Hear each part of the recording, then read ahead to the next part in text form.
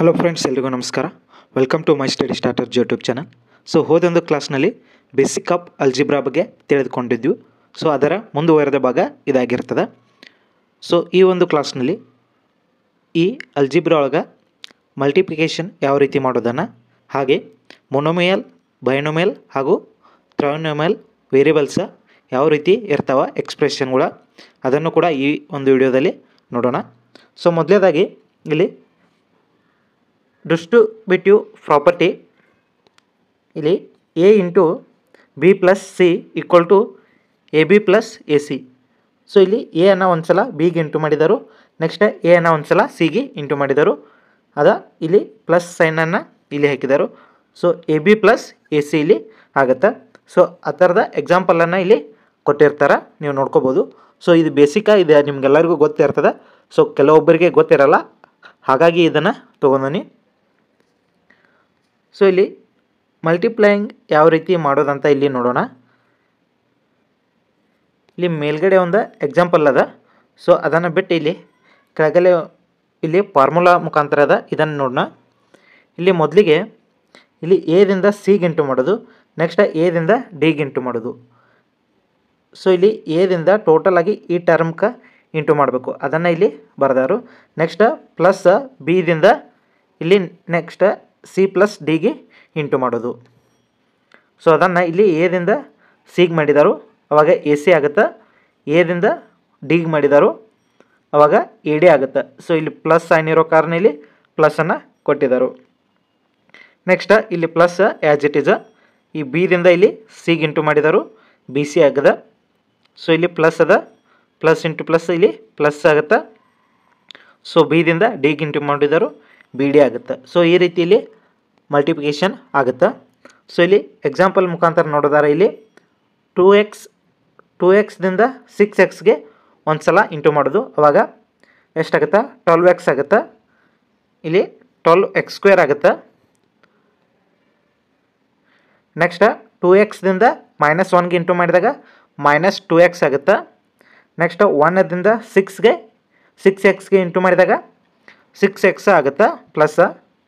Next plus 1ದಿಂದ -1ಗೆ into ಮಾಡಿದಾಗ +1 into -1 ಏನಾಗುತ್ತೆ, -1 ಆಗುತ್ತೆ. ಸೊ ಇಲ್ಲಿ 12x ಆ್ಯಸ್ ಇಟ್ ಈಸ್. ಇಲ್ಲಿ 6x ಒಳಗೆ -2x ಅನ್ನು ಕಳೆದ್ರೆ ಇಲ್ಲಿ 4x ಉಳಿತದೆ. ಸೊ ಇಲ್ಲಿ ದೊಡ್ಡ ಸಂಖ್ಯೆ ಚಿಹ್ನೆ ಪ್ಲಸ್ ಇರೋ ಕಾರಣ ಇಲ್ಲಿ ಅದರಲ್ಲಿ 2x ಅನ್ನು ಕಳೆಯೋದು. ಸೊ ಹಾಗಾಗಿ ಇಲ್ಲಿ +4x ಉಳಿತದೆ. ಸೊ ಇಲ್ಲಿ -1 ಆ್ಯಸ್ ಇಟ್ ಈಸ್ ಬರೆಯೋದು. ಸೊ ಇಲ್ಲಿ ಈ ಥರದ ಆನ್ಸರ್ ಏನಾಗುತ್ತೆ, 12x² + 4x - 1 ಅಂತ ಆಗುತ್ತೆ.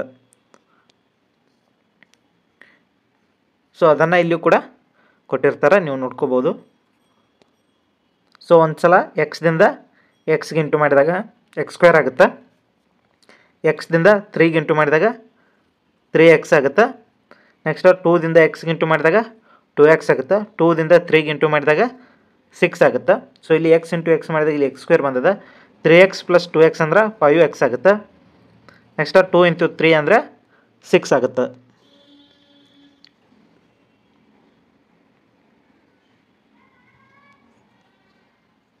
ಸೊ ಅದನ್ನು ಕೂಡ ಇಲ್ಲಿ ಕೊಟ್ಟಿರ್ತಾರೋ ಬೈನೋಮಿಯಲ. ಸೊ ನೆಕ್ಸ್ಟ್ ಇಲ್ಲಿ ಒಂದು ಕ್ವಶನ್ ಅದ, identify the given expression 3x + 5x. So ಇಲ್ಲಿ 3x + 5x ಅಂದರೆ ಇದನ್ನು ನಾವು ಕೂಡಿಸ್ಬೋದಾಗಿರ್ತದೆ. ಇದು ಟೋಟಲ್ ಎಷ್ಟಾಗುತ್ತೆ, 8x ಆಗುತ್ತೆ. ಸೊ ಹಾಗಾಗಿ ಇದೊಂದು ಮೊನೋಮಿಯಲ್ ಅಂತ ಇಲ್ಲಿ ನಮಗೆ ಕರೆಕ್ಟ್ ಆಗುತ್ತೆ. ಸೊ ಇಲ್ಲಿ ನೋಡ್ಬೋದು, ಯಾವುದೇ ಒಂದು ಎಕ್ಸ್ಪ್ರೆಷನ್ ಒಳಗೆ ವೇರಿಯೇಬಲ್ ಒಂದೇ ಅಂದ್ರೆ ವೇರಿಯೇಬಲ್ ಎಕ್ಸ್ ಅಷ್ಟೇ ಇತ್ತು ಅಂದ್ರೆ ಅದೇನಾಗುತ್ತೆ, ಮೊನೋಮಿಯಲ ಆಗಿರ್ತದೆ. ಅಲ್ಲಿ ವೇರಿಯೇಬಲ್ ಚೇಂಜ್ ಆಕೋತ ಹೋದವು ಅಂದ್ರೆ ಅವಾಗ ಬೈನೋಮಿಯಲ, ಟ್ರೈನೋಮಿಯಲ, ಪಾಲಿನೋಮಿಯಲ್ ಥರನೂ ಹಿಂಗೆ ಹೋಗುತ್ತೆ.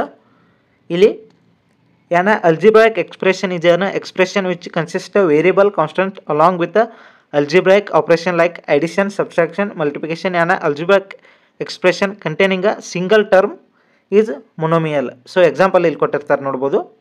ಇಲ್ಲಿ 9x 5xy. ಸೊ ನಾ ಇಲ್ಲಿ ವೇರಿಯೇಬಲ್ x y ಅಂತ ಹೇಳಿದೆ, ಇಲ್ಲಿ ಎರಡೂ ಕೂಡ ಬಂದದ. ಸೊ ಈ ಥರನೂ ಬರ್ಬೋದು, 5xyz ಇದು ಮೊನೊಮಿಯಲ್ ಆಗುತ್ತೆ. ಬಟ್ ಅದೇ ಏನಾಗುತ್ತೆ ಎಕ್ಸ್ ಪ್ಲಸ್ 5y ಇದೇನಾಗುತ್ತೆ ಬೈನೋಮಿಯಲ್ ಆಗುತ್ತೆ. ಇಲ್ಲಿ ಒಂದೇ ಟರ್ಮ್ ಒಳಗೆ ವೇರಿಯೇಬಲ ಬಂದು ಅಂದರೆ ಏನೈತಿ ಅದು ಮೊನೊಮಿಯಲ್. ಇಲ್ಲಿ ಎಡಿಷನ್ ಆತಂದ್ರೆ ಇಲ್ಲಿ ಏನಾಗುತ್ತೆ ಇದು ಬೈನೋಮಿಯಲ್ ಆಗುತ್ತೆ. Next question, identify the given expression 4xy. So ಇಲ್ಲಿ ಆಗಲೇ ಹೇಳಿದಾಗೆ ಏನಾಗುತ್ತೆ ಇದು ಮೊನೊಮಿಯಲ್ ಆಗುತ್ತೆ. ಯಾಕಂದರೆ ಇಲ್ಲಿ ಒಂದೇ ಟರ್ಮ್ ಒಳಗೆ ಏನೈತಿ ಇಲ್ಲಿ ಎಕ್ಸ್ ಮತ್ತು ವಾಯ ಬಂದವು. ಸೊ ಅದೇ ಏನಾದರೂ ಎಕ್ಸ್ ಪ್ಲಸ್ 4y ಈ ಥರ ಬಂದಿರೋ ಏನಾಗುತ್ತೆ ಇದು ಬೈನೋಮಿಯಲ್ ಆಗುತ್ತೆ. ಮತ್ತು ಅದೇ ರೀತಿ 4x plus 4y plus 4z ಇದೇನಾಗುತ್ತೆ ಟ್ರೈನೋಮಿಯಲ್ ಆಗುತ್ತೆ. ನೋಡ್ಬೋದು ನೀವು ಆಪ್ಷನ್ 1 ಮೊನೊಮಿಯಲ್ ಆಗುತ್ತೆ. Next question, identify the expression 9xy plus 4x. So ಇದೇನಾಗುತ್ತೆ ಇಲ್ಲಿ ಬೇರೆ ಬೇರೆ ವೇರಿಯೇಬಲ್ದವು, ಇಲ್ಲಿ 4xದವು.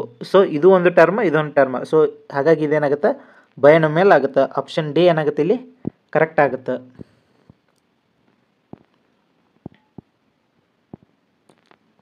Algebraic expression is an expression which consists of variables, constants along with the algebraic operations like addition, subtraction, multiplication. An algebraic expression containing two terms. So ಇಲ್ಲಿ ಎರಡು term ಇರೋದ್ರಿಂದ ಇದೊಂದು binomial ಆಗಿರ್ತದೆ. ಸೊ ಇಲ್ಲಿ ಎಕ್ಸಾಂಪಲ್ಗಳನ್ನು ನೋಡ್ಬೋದು. 9y ಪ್ಲಸ್ 7xy ಇದು binomial. 10x minus 5y ಇದು ಕೂಡ ಬೈನೋಮಿಯಲ್. ಅದೇ ರೀತಿ 12x plus 3y, 12y plus 3xy ಇವು ಎಲ್ಲ ಏನೈತಿ ಬೈನೋಮಿಯಲ್ ಆಗಿರ್ತಾವು. Next, identify the expression 9x minus 6y plus 2xy. So ಇಲ್ಲಿ ಎಷ್ಟು ಟರ್ಮ್ ಅದಾವು 1 2 3. ಸೊ ಇದೊಂದು ಟ್ರೈನೋಮಿಯಲ್ ಆಗಿರ್ತದೆ. ಸೊ ಇಲ್ಲಿ ಡೀಟೇಲ್ದಾಗ ಆನ್ಸರ್ ಅದ ನೀವು ಓದ್ಕೋಬಹುದು. Next, identify the term of expression 3x² plus 4xy. So ಇದರಲ್ಲಿ ಎಷ್ಟು ಯಾವ್ಯಾವ ಟರ್ಮ್ ಅದಾವ ಅಂತ ಇಲ್ಲಿ ಕೇಳಿರ್ತಾರೆ. ಸೊ ಇಲ್ಲಿ 3x² ಪ್ಲಸ್ 4y ಇದು ಒಂದು ಟರ್ಮು ಇದು ಒಂದು ಟರ್ಮು. ಸೊ ಹಾಗಾಗಿ ಇಲ್ಲಿ ಇವು ಎರಡು ಟರ್ಮು ಇಲ್ಲಿ ಅದಾವು. ಸೊ ಇಲ್ಲಿ ನೋಡ್ಬೋದು ಇದು ಒಂದು ಟರ್ಮು ಇದೊಂದು ಟರ್ಮು. ಸೊ ಇಲ್ಲಿ 3 ಅನ್ನೋದು ಕೊಯಿಫಿಷಿಯಂಟ್ ಆಗಿರ್ತದೆ. ಸೊ ಇಲ್ಲಿ 4 ಅನ್ನೋದು ಕೂಡ ಕೊಯಿಫಿಷಿಯಂಟ್ ಆಗಿರ್ತದೆ. x² ಅನ್ನೋದು ವೇರಿಯೇಬಲ್, ಇಲ್ಲಿ xy ಅನ್ನೋದು ವೇರಿಯೇಬಲ್ಸ್ ಆಗಿರ್ತವೆ. Next, identify the all coefficient of expression ಅಂತ ಕೇಳಿದರು. ಸೊ ಇಲ್ಲಿ ಕೊಯಿಫಿಷಿಯಂಟ್ ಏನು ಇರ್ತದೆ ಅಂತ ಕೇಳಿದರು. ಸೊ ಏನೂ ಇಲ್ಲ. ಸೊ ಹಾಗಾಗಿ ಇಲ್ಲಿ ಏನು ಬರ್ತದೆ 1 ಅಂತ ಇರ್ತದೆ. ಸೊ ಇಲ್ಲಿ ಏನದ -12 ಅದ. ಸೊ ಇದೇನಾಗುತ್ತೆ ಇದು ಕಾನ್ಸ್ಟಂಟ್ ಆಗುತ್ತೆ. +2 ಅನ್ನೋದು ಇದೊಂದು ಕಾನ್ಸ್ಟಂಟ್ ಆಗುತ್ತೆ. ಇಲ್ಲಿ ವೇರಿಯೇಬಲ್ ಕೂಡ ಯಾವ ಬಂದಿರ್ತಾವೆ ಅವು ಏನಾಗುತ್ತೆ ಕೊಯಿಫಿಷಿಯಂಟ್ ಆಗುತ್ತೆ. ಸೊ ಹಾಗಾಗಿ 1 ಮತ್ತು -12 ಎಲ್ಲಿ ಅದ ಆಪ್ಷನ್ ಡಿ ಒಳಗದ. ಸೊ ಆಪ್ಷನ್ ಡಿ ಏನಾಗುತ್ತೆ ಇಲ್ಲಿ ಕರೆಕ್ಟ್ ಆಗುತ್ತೆ.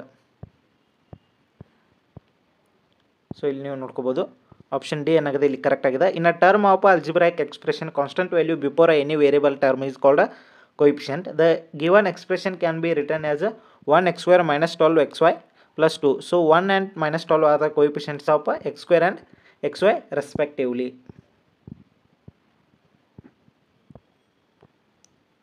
Next, identify the all the terms and coefficient of expression y³ minus 10x² plus 14x. So ಇಲ್ಲಿ all the terms ಅನ್ನೋದನ್ನು ಇಲ್ಲಿ ಹೇಳಂದಿದ್ದರು. ಹಾಗೆ ಕೊಯಿಫಿಷಿಯಂಟ್ ಯಾವುದು ಅನ್ನೋದು ಹೇಳೊಂದಿದ್ದರು. ಇಲ್ಲಿ ಟರ್ಮ್ಸ್ ಏನಾಗುತ್ತೆ ಇಲ್ಲಿ y³ ಒಂದು ಟರ್ಮ್ ಆಗುತ್ತೆ, 10x² x²y ಒಂದು ಟರ್ಮ್ ಆಗುತ್ತೆ, 14x ಒಂದು ಟರ್ಮ್ ಆಗುತ್ತೆ. ಸೊ ಇವು ಮೂರು ಕೂಡ ಎಲ್ಲೆಲ್ದವು. ಸೊ ಇವು ಮೂರು ಕೂಡ 4 ರೋಗ ಇಲ್ಲಿ ಅದಾವು.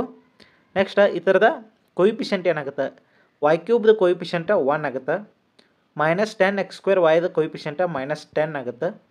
ಇಲ್ಲಿ ಎಕ್ಸ್ದ ಕೊಯಿಫಿಷಿಯಂಟ್ ಏನಾಗುತ್ತೆ 14 ಆಗುತ್ತೆ. ಸೊ 1 -10 14 ಇಲ್ಲದ. ಸೊ ಇಲ್ಲಿ ಆಪ್ಷನ್ 1 ಒಳಗೆ ಅದ 1 -10 14. ಸೊ ಆಪ್ಷನ್ 1 ಏನಾಗುತ್ತೆ ಇಲ್ಲಿ ಕರೆಕ್ಟ್ ಆಗುತ್ತೆ, ಆಪ್ಷನ್ ಎ ಅಥವಾ 1. A term is part of a algebraic expression. In a term of an algebraic expression, constant value before any variable term is called a coefficient.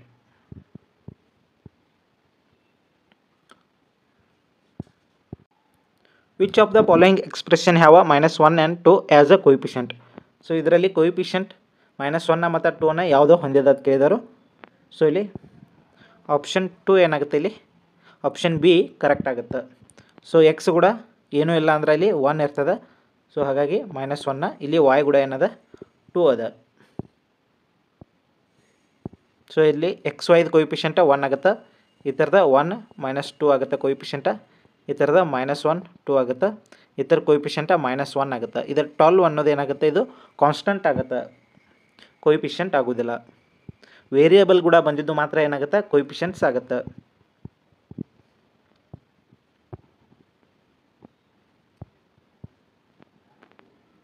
Next, which of the following expression have -x² as a term?